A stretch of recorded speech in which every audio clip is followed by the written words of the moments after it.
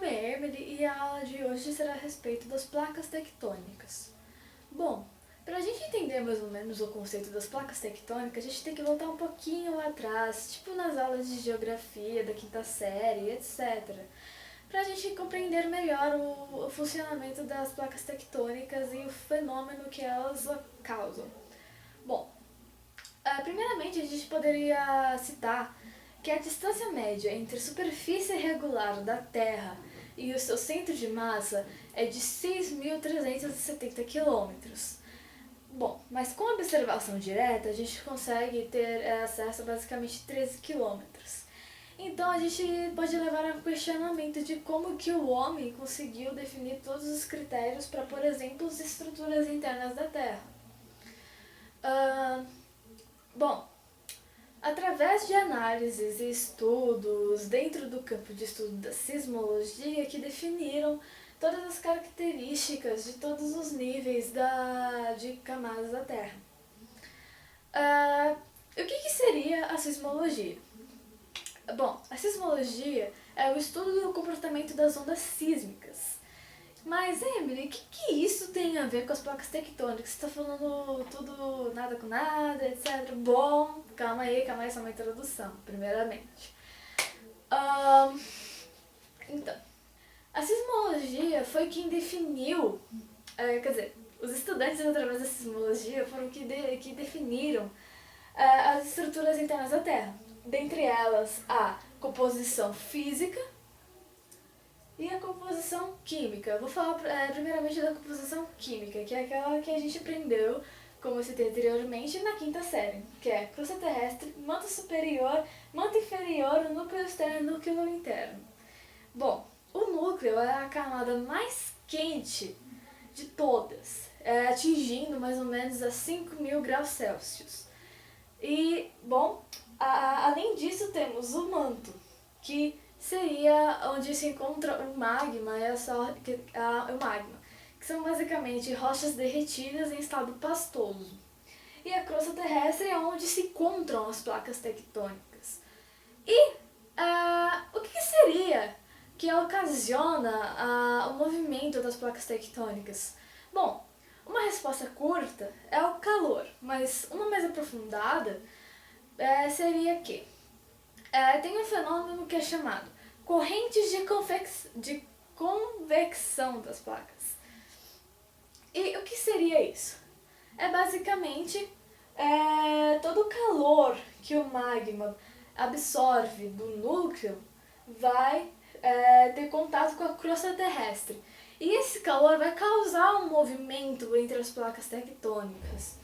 Bom, mas por que essas placas tectônicas são todas fragmentadas entre si? Bom, dentro da composição química, há a litosfera, astenosfera, mesosfera e endosfera.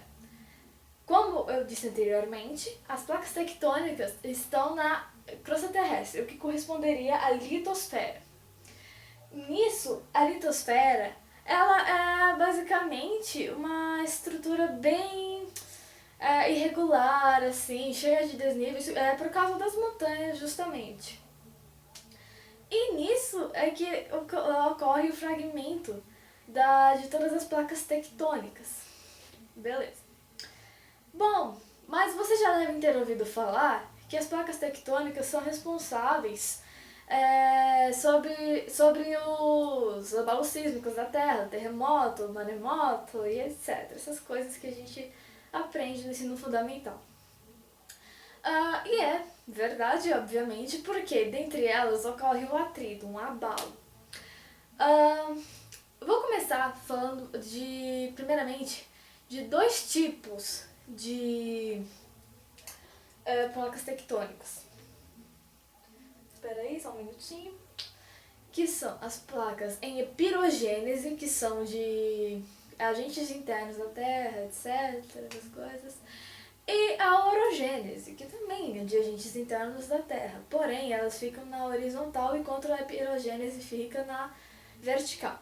Bom, eu vou focar mais na orogênese, porque dentre elas tem três tipos, que seriam as convergentes, as divergentes e as transformantes.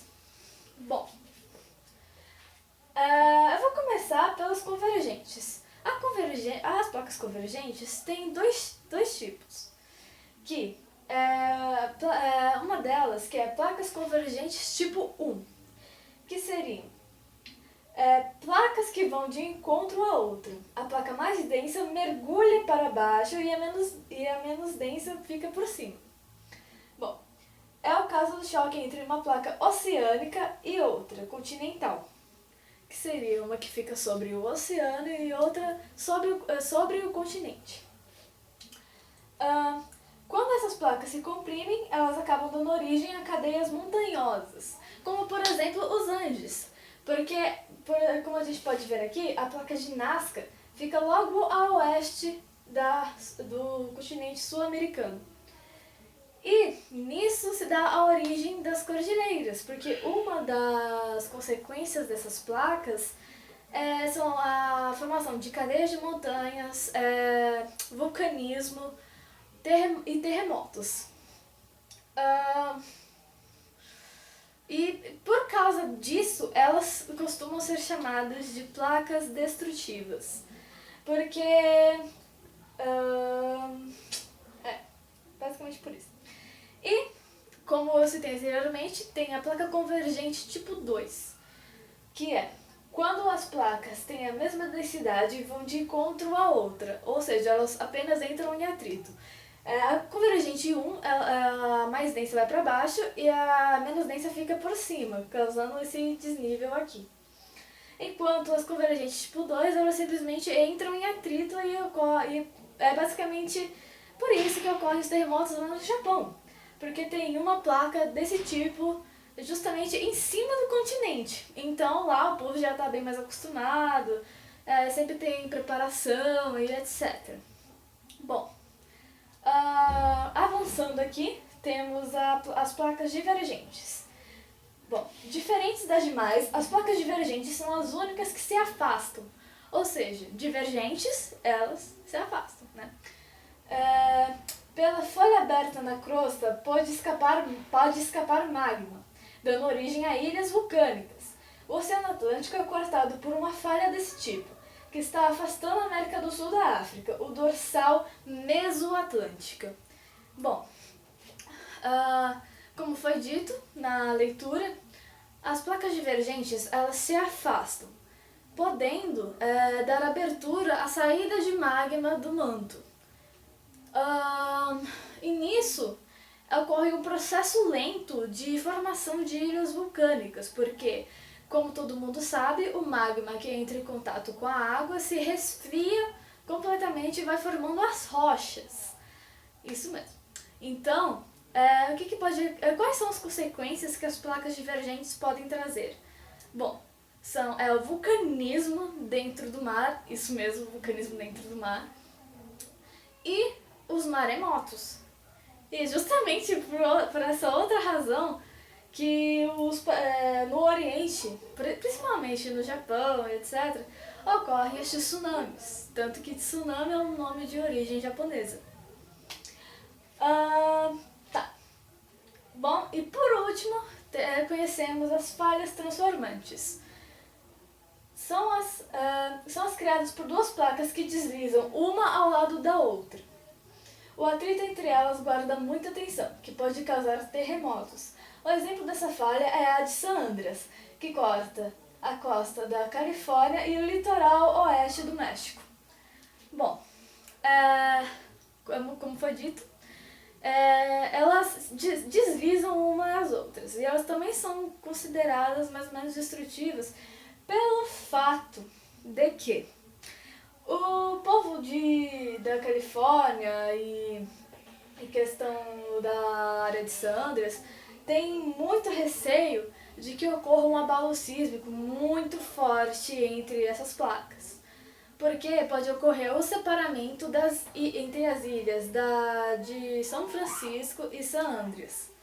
Bom, em 1989 ocorreu um abalo de 7,1 graus, que ocorreu basicamente um desastre entre as mesmas. E, então, É basicamente isso, a gente pode associar as placas convergentes e as transformantes como destrutivas e as divergentes como construtivas, talvez, né? Enfim. E revisando tudo isso que eu disse, as convergentes ou elas entram em atrito ou uma entra debaixo da outra, as divergentes se separam e as transformantes deslizam entre si. Bom, e essa é a aula de hoje, espero que tenham gostado.